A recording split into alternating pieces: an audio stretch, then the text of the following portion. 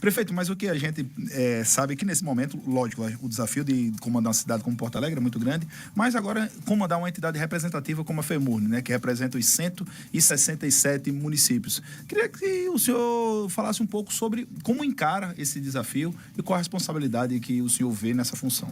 Olha, eu encaro com muita responsabilidade. E desde o primeiro momento que eu digo, vamos fazer uma gestão técnica, né, com muita responsabilidade e, acima de tudo, com a partidária. E nós estamos aqui com planejamento estratégico para implantar na FEMURNE, que não é fácil você se suceder um prefeito e um presidente como Babá, um cara que transformou a FEMURNE, que deu musculatura ao municipalismo. E eu tenho acompanhado o Babá e aprendi muito nesse período que eu fui vice-presidente da FEMURNE. Caminhamos juntos nas lustas, nas pautas nacionais. E a quem está precisando também fazer as nossas pautas regionais. Então, eu quero convocar todas as associações, todos os consórcios, prefeitas e prefeitos, para que a gente possa construir as demandas regionais, para criar pauta estadual e trabalhar juntamente com a CNM a nível nacional, para que a gente possa tratar os municípios com dignidade e respeito e trabalhando exatamente as dificuldades que nós enfrentamos. E quais são as maiores dificuldades, presidente? Porque a gente vê que no bolo tributário brasileiro, é uma discussão de anos que vai permanecer durante anos. Nossos filhos, os meus filhos, verão essa discussão, provavelmente, sobre o bolo tributário. Mas qual é o maior desafio nesse momento para os gestores municipais, principalmente das cidades 0,8, que chama, né, das menores cidades aqui? Quais são os principais desafios do ponto de vista de necessidade de prestar um serviço, na verdade, versus disponibilidade financeira? A vida acontece nas cidades, é na cidade que a gente estuda, que a gente trabalha, que a gente vive. E o que existe hoje é a falta de previsibilidade orçamentária. São criadas políticas públicas, mas que não vêm atreladas recursos. Então, isso precisa a questão do Pacto Federativo. Então, nós temos demandas importantes. Então, a gente tem que modernizar e inovar a gestão. A falta de previsibilidade que o senhor fala é variação do Fundo de Participação dos Municípios? Exatamente isso. A gente precisa fortalecer as nossas receitas. Então, a gente não tem uma previsão do que nós recebemos de receitas, porque essa é distribuída pelo governo federal. Nós temos um caso claro aqui no governo do Estado. No ano passado, nós aprovamos, com apoio do unânime de todos os deputados, uma lei que passaria diretamente para os municípios aquilo que nós é de direito. Nós não queremos nada do que não é direito. Isso relacionado ao ICMS. Ao ICMS, ao IPVA, que o Banco do Brasil arrecada, passa para o governo do Estado, nós ficamos dependendo do repasse do governo do Estado. Então, essa lei foi vetada pela governadora. Então, nós vamos voltar ao diálogo, vamos conversar com o presidente da Assembleia. Caso não apresente uma nova lei com agilidade, vamos pedir a derrubada do veto. Porque nós não estamos pedindo nada que não é de direito. São recursos constitucionais dos municípios, que faz falta na ponta, Andressa. Então, é para complementar uma folha de... São recursos do Fundeb, são recursos que complementam uma folha de pagamento, as obrigações. E nós vivemos uma questão de municípios com 0,6, que só depende de repasses constitucionais. Então, se não fortalecer essas receitas, se não fazer também uma modernização para criar um balcão de boas práticas, levar as prefeituras para a transferência digital. Então, a gente precisa modernizar tudo isso. E um grande problema que nós temos que trabalhar e dar apoio é a nova reforma tributária. Então, a gente tem que ter condições de dar apoio jurídico, apoio de capacitação para que a gente possa trabalhar essa reforma, que é um grande desafio hoje para os municípios. O senhor está falando sobre o desafio dos pequenos municípios para que tenham essa capacitação para se adequar à novidade da reforma tributária. Essa é uma realidade que vai do pequeno ao grande. Tá? É uma novidade que está aí. Os grandes, às vezes, têm mais possibilidade de fornecer essa capacitação, né? Mas nós precisamos, a FEMURNE, isso como sendo esse apoio necessário a todos. Porque a gente vai trabalhar para o pequeno e para o grande, independente. A FEMURNE é de todos os municípios do Rio Grande do Norte. Então, quer dar esse apoio a todos, independente, e trazer as experiências daqueles que são cidades maiores, que estão também contribuir com os pequenos municípios. Prefeito, pedir licença aqui, Andressa, só para insistir um pouquinho numa pergunta, num assunto que o senhor levantou. O senhor falou sobre o veto aquele repasse automático relacionado ao ICMS e o IPVA, a cota que cabe aos municípios, se não me engano, 25%, né, 25%. Do valor arrecadado. Já teve alguma discussão com relação aos parlamentares sobre a apreciação desse veto, o senhor enquanto vice-presidente e agora presidente? E se teve ou se não, quais são os primeiros passos que serão dados nesse sentido pela presidência da FEMURNE agora? Amanhã eu tenho uma reunião já com o Cadu, para a gente já tratar de assuntos da questão desses repassos. Cadu Xavier, o secretário da Fazenda do Estado. E vou levar esse assunto. Há pouco tempo eu estive agora participando do 38º Fórum das Parcerias Públicas, onde a governadora se colocou à disposição para esse diálogo, mostrou um gesto republicano, e nós vamos manter esse diálogo e vamos já nesse primeiro contato, tratar dos assuntos dos repasses e aproveitar também para falar sobre esse projeto. Porque ela foi colocada como inconstitucional. Foi vetado dizendo que é inconstitucional. Então, vamos perguntar a Cadu se ele tem um novo projeto com acesso de dados. Senão, vamos procurar... Porque Porque, no caso, foi o vício de iniciativa, que deveria ter partido do Executivo e não do Legislativo. Se esse é o vício, então vamos solicitar que você mande um projeto com a chefe. Se não, vamos conversar com o presidente da Assembleia, com todos os deputados, para que se derrube o veto. Porque nós estamos atrás só do que é dos municípios. Sim. Nós não estamos pedindo favor, mas queremos ser respeitados como instituição, porque nós vamos trabalhar o municipalismo, fortalecer a receita dos nossos municípios. E aí eu lhe pergunto, presidente, essa antecipação, né, do prefeito Babá de deixar ali o cargo foi tida como uma surpresa ou a Fermuni já vinha se preparando, inclusive o senhor também, para assumir? Olha, eu assumo por uma questão regimental, por ser vice-presidente. Eu acho que Babá mostrou muita maturidade e uma questão até ética. Como ele estava com essa disposição de partir para uma campanha majoritária, ele, entendendo que ele estava ali também na figura de representar todos os municípios, e os municípios, ele tem vários prefeitos com cada um com sua posição política, eu acho que foi um gesto nobre do presidente em renunciar ao mandato para que possa trabalhar sua campanha com mais tranquilidade, transparência, sem mostrar que por trás disso ele está usando a Fermuni em benefício próprio, que não é o estilo dele. Babá é um municipalista, nós participamos de agora, recentemente, de uma pauta importantíssima em Brasília. Ele conduziu com muita firmeza a emenda constitucional 136. Júlio, essa emenda constitucional 136 deu uma previsibilidade financeira aos municípios gigantesca. Eu acho que é a maior conquista municipalismo de todo o Brasil, que dá a previsibilidade, a questão dos precatórios e das dívidas previdenciárias. Então, se eu dar um exemplo, municípios como a minha de Porto Alegre, que nós tínhamos um bloqueio mensal de 210 mil, caiu para 60 mil.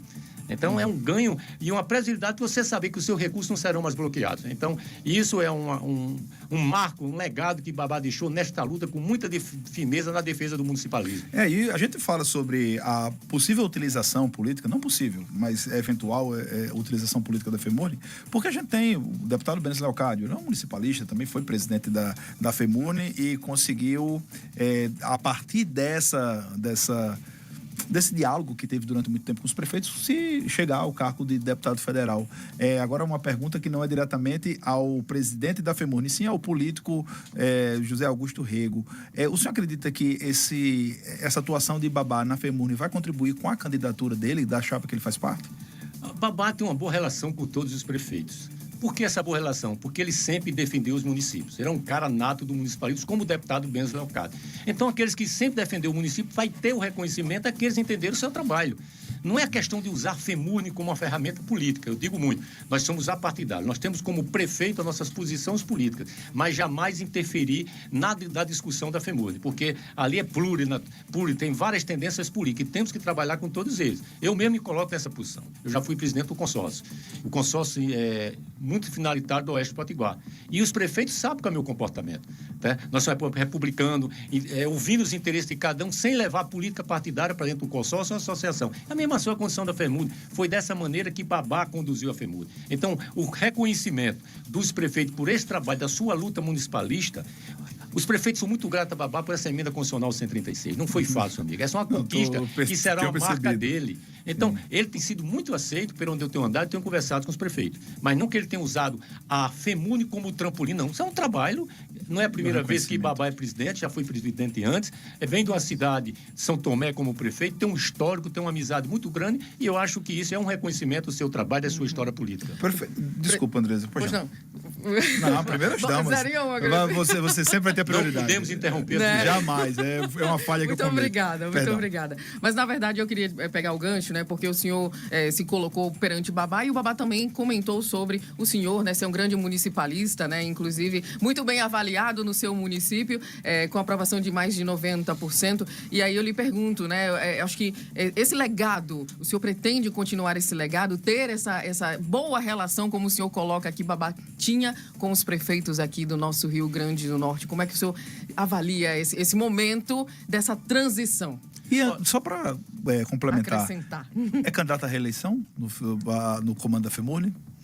Olha, eu tenho que continuar o legado e quem assume a Federação dos Municípios tem que manter a relação. Por isso eu tenho dito em todas as palavras, vou convocar todas as associações, os consórcios, as prefeitas e prefeitos, para junto a gente construir e fortalecer o municipalismo. Eu não tenho pretensões futuras. Eu estou aqui, como diz, regimentalmente, sucedendo o presidente que renunciou por ser vice-presidente. Vou continuar trabalhando pelo município e me esforçando cada vez mais para trabalhar as pautas municipalistas. Aí, assim, vou na Brasília participar, como participamos agora, de uma pauta-bomba que se coloca coloca no Congresso Nacional, que são a questão dos pisos das categorias. Nenhum prefeito é contra piso de categoria. O que nós queremos são é a previsibilidade e orçamento, que não se crie piso e que não venha atrelado. E nós temos uma emenda constitucional que garante isto. Mas nós não temos essa segurança que a criação de um piso venha atrelado aos recursos, como aconteceu na enfermagem. Isso, com o piso da enfermagem, o governo federal tem de os repassar. Mas nós temos pautas importantes, sabe, Júlio? Eu digo muito aqui, ação social, uma das pastas mais importantes dos municípios. Não existe recurso para ação social. Mas tramita o PL, a 383, desde 2017, que obriga o governo federal a repassar 1% da sua receita corrente líquida para o Sistema Único de Assistência Social. Essa é uma luta que nós temos que trabalhar. Fundamental para dar uma pasta tão importante que é a questão da assistência social. Nós temos a Lei 12.734 de 2012, que fez um rateio dos royalties do petróleo. Isso traria uma segurança financeira zonal, e principalmente aos pequenos municípios que só vivem de repassos condicionais. E aí os poderosos como São Paulo, Rio e Espírito Santo entraram com a DIN 4971. E a ministra Carmen Lúcia deu uma medida cautelar. O que é uma medida cautelar? É uma decisão provisória, que já dura 13 anos. Então, nós temos que trabalhar essa pauta, né, para que esses recursos, com uma distribuição mais justa a nível do Brasil, venham aliviar as finanças dos municípios. E quando a gente fala de seca, presidente, que a gente, né, tem aí muitos municípios também que declararam, né, essa necessidade, né, principalmente em virtude da seca. É isso aí, a gente precisa ter uma parceria com o governo do Estado, com o governo federal. O que tem dado uma certa sustentabilidade hoje aos municípios são as parcerias com a bancada federal, através das emendas parlamentares. Essas emendas têm dado um alívio muito grande e quem tem dado condições aos municípios a trabalhar com mais tranquilidade as suas pautas. Mas a questão da seca é fundamental. Temos que dar o apoio necessário da FEMUD aos municípios através de parcerias com o governo federal, do governo do Estado, para que juntos, porque eu acho que hoje o mais importante é os consórcios, é a união. Sozinho, nós não somos nada, mas unidos nós somos uma potência. Então, nós temos que trabalhar cada vez mais unidos nesse projeto, de fortalecer o municipalismo do nosso Estado. Prefeito, e o senhor falou sobre as associações, sobre os consórcios, que são representantes aqui de regiões. A gente tem lá do Oeste, tem aqui do Mato Grande, do Agreste. Eu queria saber de que maneira, como é que a FEMURNE avalia o trabalho dessas associações, desses grupos, associações e consórcios, e se essa descentralização não poderia, de certa forma, enfraquecer a FEMURNE enquanto instituição representante dos municípios. Não, de forma alguma. Quanto mais nós nos organizarmos a nível de associações, a nível de consórcios, vem fortalecer o municipalismo da cidade. Nós temos um exemplo muito claro do CIMOP, quando eu fui presidente, que nós tínhamos um grande problema, que era a questão dos lixões. Foi através dessa união que nós começamos a trabalhar a coleta seletiva e hoje todos os municípios têm um aterro sanitário onde estamos levando os resíduos para esse local. Isso da região Oeste. Da região Oeste, como já existe aqui em outras regiões. E o que é que nós estamos trabalhando hoje? O fechamento dos lixões, que é uma coisa importantíssima na sustentabilidade. Porto Alegre, nós somos 4 nascentes da bacia hidrográfica do Rio Apodi. Olha a importância dessa questão da coleta. Nós estamos agora com a Sim Potiguar com um problema excelente, que é a questão do licenciamento ambiental.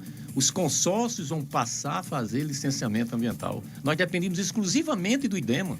Eu tenho um projeto da FUNASA que passou 8 meses para receber o licenciamento ambiental. Mas fazer esse licenciamento, tem lei prevendo esse licenciamento? Regulamentado já, os consórcios têm esse poder, o Sim Potiguar já avançou, temos um apoio integral da Fierne, a Fierne tem trabalhado com a Fierne. É importante essa descentralização. E o Sim Potiguar, né, já está com toda a sua equipe contratada, treinada e passará agora a fazer o licenciamento ambiental. Porque muito se fala sobre a necessidade de descentralização, né? Que o IDEMA não tem braço suficiente para fazer isso. Então, uma boa notícia aqui para a gente também que está. Os consórcios já estão todos eles se modernizando, por isso são multifinalitários e isso com o apoio da FEMURNE. Então estamos todos juntos, unidos nisso, no fortalecimento do municipalismo.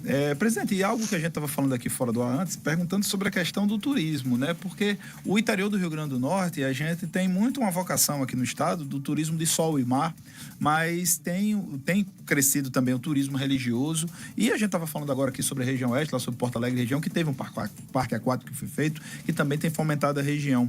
De que forma a FEMURNE pode ser uma cabeça, um ponto de conversão, de convergência para se discutir o fortalecimento do interior aqui do Rio Grande do Norte? Nós vamos trabalhar, turismo, né? Nós vamos trabalhar governança e articulação política, né? Eu acho que a gente tem que criar um fórum permanente de interpoderes, exatamente trabalhando com muita parceria com o governo do Estado, com o governo federal, com o Ministério Público, Tribunal de Justiça, faça a federação, os parceiros como a federação. Eu acho que com as instituições financeiras, eu acho que nós podemos criar fóruns de palestra, de capacitação e dando condições a elaborar projetos para que venham captar recursos junto às instituições financeiras.